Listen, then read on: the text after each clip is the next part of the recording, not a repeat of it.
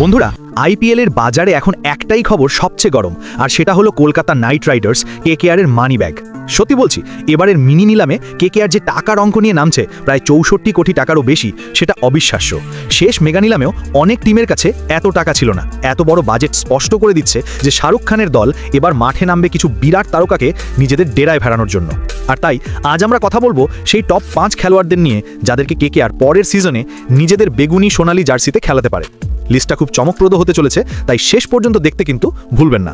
তবে একটা কথা শুরুতেই বলে দিই, আপনি যদি কেকেআর ফ্যান হয়ে থাকেন এবং নাইট রাইডার্সকে মন থেকে সাপোর্ট করে থাকেন, তাহলে অবশ্যই এই ভিডিওতে একটা লাইক দিন এবং কমেন্ট সেকশনে গিয়ে লিখুন আমি কেকেআর। তাহলে আর দেরি কেন, চলুন দেখে নিই নিলামের মঞ্চে কেকেআর এর প্রধান টার্গেট কারা হতে চলেছেন। আমাদের লিস্টের 5 নম্বরে রয়েছে ভারতের একজন অসাধারণ ফাস্ট বোলার আকাশ মাধওয়াল।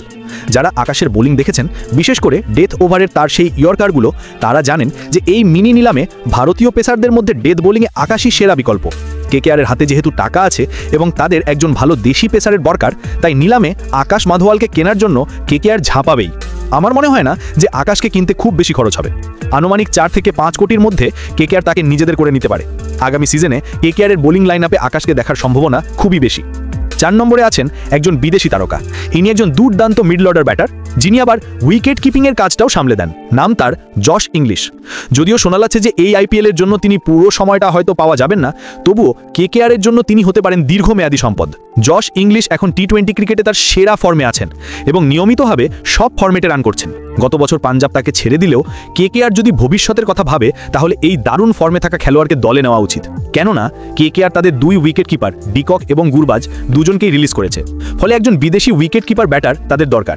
একজন মিডল অর্ডারের নির্ভরযোগ্য স্তম্ভ হিসাবে জশ ইংলিশকে কাজে লাগালে কেকেআর এর একটা বড় সমস্যা মিটে যাবে।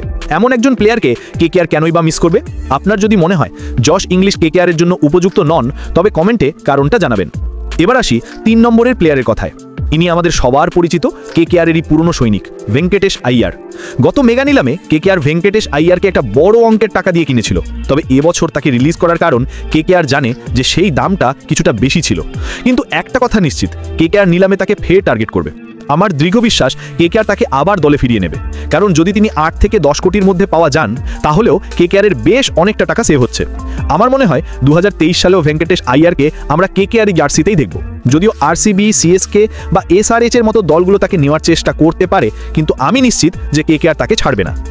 2 নম্বরে যে খেলোয়াড়টি আছেন তাকে দেখে কিছুটা অবাক হতে পারেন। সিএসকের হয়ে ভালো খেলা একজন bowler Matheesha Pathirana. বিস্ময়করভাবে CSK পাথিরানাকে release করে দিয়েছে। সিএসকে হয়তো চাইছে তাকে কম দামে আবার দলে নিতে, কিন্তু কেকেআর যদি একবার মনস্থির করে নেয় যে পাথিরানাকে চাই, তাহলে সিএসকে ফ্যানদের হয়তো তাকে আর হলুদ জার্সিতে দেখা হবে না। আমার ধারণা পরের সিজনে পাথিরানাকে বেগুনি জার্সিতে দেখা যাবে। কারণটা পরিষ্কার, কেকেআর এর কাছে টাকার জোর আছে, আর তাদের একজন দুর্ধর্ষ বিদেশি ডেথ বোলারের খুব প্রয়োজন। সবচেয়ে বড় কথা, ডুয়েন ব্রাভো এখন কেকেআর ক্যাম্পেই আছেন, আর পাথিরানার সঙ্গে ব্রাভোর একটা দারুণ সম্পর্ক আছে। তাই পাথিরানাকে দলে আনার জন্য কেকেআর সর্বশক্তি দিয়ে ঝাঁপাবে, এবং আমার মনে হয় সিএসকে চাইলেও এবার তাকে আটকাতে পারবে না। অবশেষে আমাদের তালিকার 1 নম্বর খেলোয়াড়, ইনি আর কেউ নন, ক্যামেরন গ্রিন। সত্যি কথা বলতে কেকেআর এত হিসেব কষে যে 64 কোটির বিশাল বাজেট তৈরি করেছে, তার প্রধান কারণই হলেন ক্যামেরন গ্রিন। কেকেআর যেভাবেই হোক গ্রিনকে তাদের দলে চাইছে, এবং আমি 100% নিশ্চিত যে তারা তা সফল করবে। ধরুন নিলামে যদি কোনো দল গ্রিনের দাম বাড়িয়ে 30 কোটিও করে ফেলে, তবুও কেকেআর তাকে কেনার ক্ষমতা রাখে।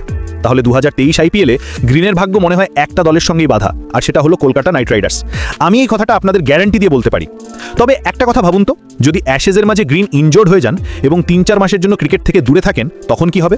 কেকেআর আর সিএসকে 2 দলই তাকে কেনার জন্য পাগল, কিন্তু তিনি ইনজোর্ড হলে কেকেআর এর পুরো পরিকল্পনাটাই তো এলোমেলো হয়ে যাবে। যদিও আমি চাই না এমন কিছু হোক, আমি চাই তিনি নিলামে আসুক এবং কেকেআর তাকে দলে নেক। সবশেষে আপনার কি মনে হয়, এই মিনি নিলামে কেকেআর এর কোন প্লেয়ারকে টার্গেট করা উচিত?